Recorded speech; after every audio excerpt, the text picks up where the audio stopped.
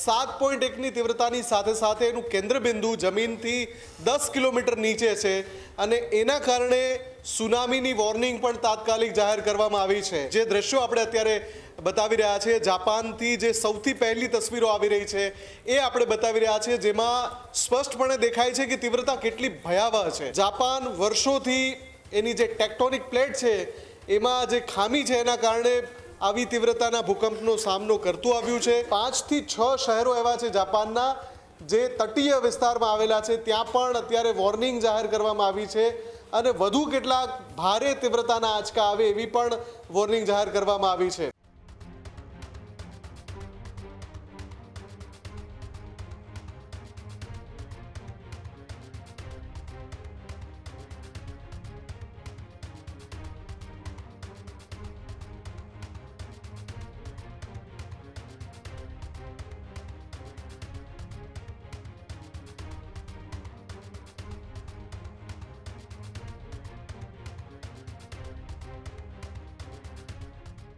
જાપાનમાં અતિ તીવ્રતાનો એક ભૂકંપનો આંચકો સામે આવ્યો છે અને એમના જે વિડીયો સામે આવ્યા છે એ પણ અતિ ભયાનક છે। જ્યાં જાપાનમાં વધુ એકવાર ભયાવહ ભૂકંપથી ધણધણી ઉઠ્યું છે।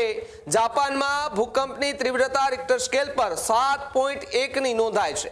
જાપાનની ત્યાં જે 7.1ની તીવ્રતાનો ભૂકંપ નોંધાયો છે, જેમના વિઝ્યુઅલ્સ પણ આપણે સ્ક્રીન પર દેખાતા હશે। જે ભૂકંપ છે તેમની તીવ્રતા જોતા સુનામીનું એલર્ટ પણ જાહેર કરાયું છે। કાંઠાના વિસ્તારોમાં રહેતા લોકોને એલર્ટ કરાવી દેવામાં આવ્યા છે।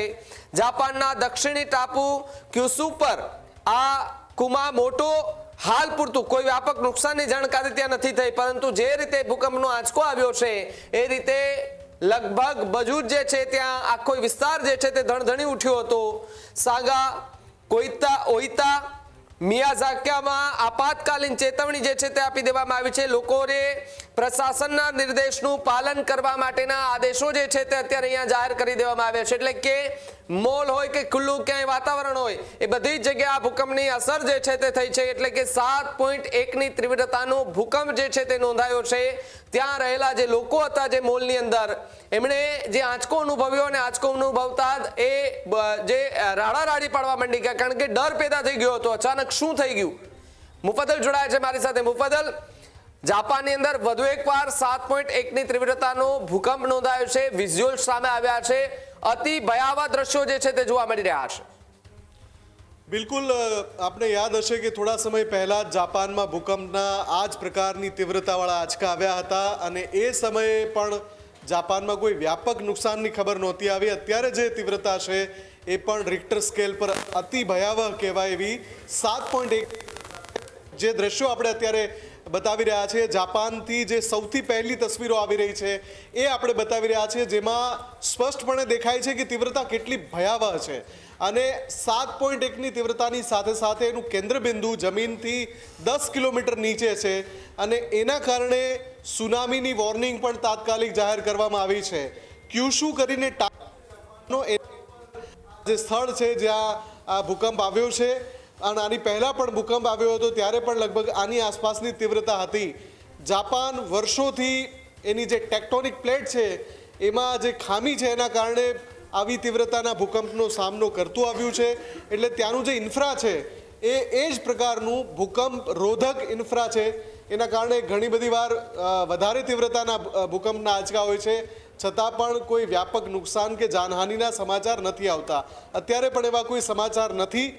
તીવ્રતા જોતા જે ઇમારતો છે એને થોડા ઘણા અંશે નુકસાન થશે અને જે યાતાયાત પરિવહન ચાલુ હોય એમાં પણ કોઈ અકસ્માતની ઘટનાઓ બની હશે। અત્યારે જે દ્રશ્યો આવી રહ્યા છે અને જે ત્યાંની એલર્ટ સિસ્ટમ છે જાપાનમાં, તાત્કાલિક લોકોને નવી એડવાઇઝરી જાહેર કરવામાં આવી છે અને સ્થાનિક પ્રશાસને કહ્યું છે કે એડવાઇઝરીને અનુરૂપ લોકો નિર્દેશોનું પાલન કરે।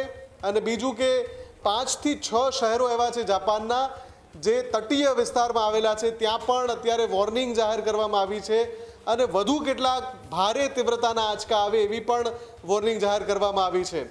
આ જે દ્રશ્યો આવી રહ્યા છે, હજુ પણ ઘણા બધા દ્રશ્યો સામે આવશે, પણ હાલ પૂરતું રાહતની વાત એ છે કોઈ મોટા નુકસાનની ખબરો નથી આવી રહી। સુનામીની જે વોર્નિંગ છે એ થોડી વાર પછી અપડેટ થશે કે શું એની અસર છે કે કેમ। અત્યારે 1 થી 1.5 મીટર ઊંચા મોજા ઉછળે એ પ્રકારની વોર્નિંગ આપવામાં આવી છે, પણ થોડી વાર પછી ખબર પડશે કે અસર તટીય વિસ્તારોમાં થઈ રહી છે કે કેમ, સુનામી આવે છે કે કેમ. ભાવિક. જી બિલકુલ, આભાર જોડાવા બદલ અને માહિતી બદલ મુફદ્દલ. ખેડૂત ભાઈઓ છે ખેતરમાં ડ્રોન ઉડાવતા હોય છે ત્યારે આપણે એક પ્રશ્ન સતાવતો હોય છે કે જે આપણે અત્યાર સુધી જીપીએસ ટેકનોલોજી વાળા ડ્રોન વાપર્યા છે, જેથી કરીને મોબાઈલ ટાવર છે અથવા તો હાઈ ટેન્શન લાઈન પસાર થતી હોય, કોઈ વૃક્ષો હોય, ત્યારે જે જીપીએસ ટેકનોલોજી વાળા ડ્રોન છે એમાં ટકરાય અને ટ્રેસ થાય છે. પણ એગ્રીઓન લાવ્યું છે જીએનએસએસ ટેકનોલોજી ડ્રોન, જેથી કરીને એ ડ્રોન છે એ કોઈ જગ્યાએ ટકરાય નહીં, પોતાની રીતે જ ડિસિઝન લે છે અને મૂવ થઈ જાય છે, જેથી કરીને જીએનએસએસ ટેકનોલોજી ડ્રોન છે એ વાપરવાનો આગ્રહ રાખો. અત્યારે જ ન્યૂઝરૂમ ગુજરાતની યુટ્યુબ ચેનલને સબસ્ક્રાઇબ કરો અને ઇન્સ્ટાગ્રામ અને ફેસબુક પર ફોલો કરો. અપડેટ રહો, સત્યની સાથે રહો.